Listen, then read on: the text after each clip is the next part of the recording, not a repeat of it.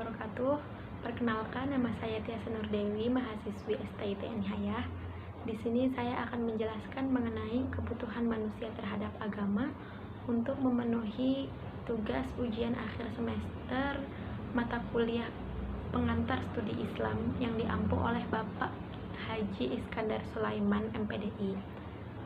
Untuk sebelumnya, kita akan membahas mengenai pengertian agama. Pengertian agama itu adalah keyakinan atau kepercayaan tentang suatu zat ketuhanan. Mengapa manusia itu beragama? Karena pada dasarnya, pada fitrahnya, manusia itu memang butuh terhadap agama. Dan juga ada beberapa faktor yang mendukung bahwa manusia itu memang memerlukan agama, bahwa manusia itu memang membutuhkan agama di dalam kehidupannya. Faktor yang pertama itu adalah kebutuhan akal terhadap pengetahuan mengenai hakikat eksistensi terbesar. Maksudnya apa? Maksudnya adalah akal manusia itu terbatas. Misalkan manusia dikasih pertanyaan, siapa yang menciptakan manusia dan akan kembali kemana setelah manusia itu meninggal? Nah, jawabannya adalah dengan memiliki agama, pasti agama itu mengajarkan siapa pencipta manusia dan tempat kembalinya manusia setelah meninggal itu kemana. Pertanyaan-pertanyaan yang sulit seperti itu, yang sulit digapai, yang sulit terfikirkan oleh akal, pasti akan terjawab jika manusia itu memiliki agama. Nah, untuk faktor yang kedua itu adalah kebutuhan fitrah manusia. Maksudnya apa? Karena pada dasarnya manusia itu memang sudah fitrahnya untuk membutuhkan manusia.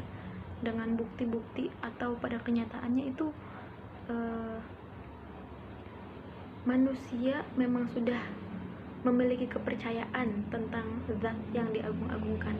Seperti ada manusia yang menyembah matahari, ada manusia yang menyembah dewa-dewa, ada manusia yang menyembah Tuhan. Bahkan orang yang tidak mempercayai adanya Tuhan itu mungkin mereka berpikir bahwa agama itu tidak tepat. Padahal ajaran agama itu yang mungkin salah, bukan tidak adanya ketuhanannya. Faktor yang ketiga adalah kebutuhan manusia terhadap kesehatan jiwa dan juga kesehatan rohani. Maksudnya di sini adalah manusia memiliki perasaan. Manusia memiliki rasa kecewa, sedih, gundah, senang, bahagia. Nah, ketika mereka merasa lemah di saat mereka sedih, terpuruk, agama itu menjadi kekuatan bagi manusia itu untuk menenangkan jiwanya. Karena di dalam agama diajarkan tentang sabar, tentang tawakal, tentang berserah diri, tentang rasa menyerahkan segalanya dan yakin bahwa kebahagiaan pasti akan datang menghampirinya di saat dia sudah merasa sedih atau kecewa di hari-hari yang sebelumnya. Nah, berbeda halnya jika manusia yang tidak memiliki agama.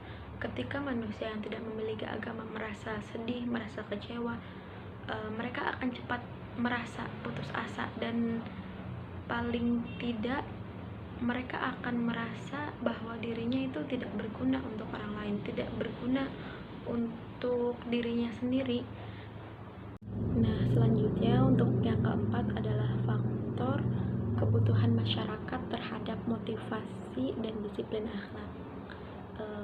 Hukum dan peraturan itu jelas-jelas dibuat untuk dilaksanakan, tapi pasti ada aja kan manusia yang menyeleweng, yang tidak mentaati peraturan dan hukum tersebut. Namun jika ada agama yang membantu memotivasi internal dari hati nurani manusia itu sendiri, maka manusia akan dengan sukarela melakukan atau mentaati hukum atau peraturan yang telah dibuat itu dengan melakukan kebaikan dan tidak akan melanggar hukum atau peraturan yang sudah dibuat tersebut. Lanjut lagi ya. Untuk faktor yang kelima adalah kebutuhan masyarakat atau kebutuhan manusia mengenai solidaritas dan soliditas. manusia di dunia ini diciptakan dengan berbeda-beda, berbeda ras, berbeda suku, berbeda kebudayaan, berbeda kebangsaan, tetapi agama itu bisa menjadi pemersatu dari golongan-golongan manusia yang berbeda tadi.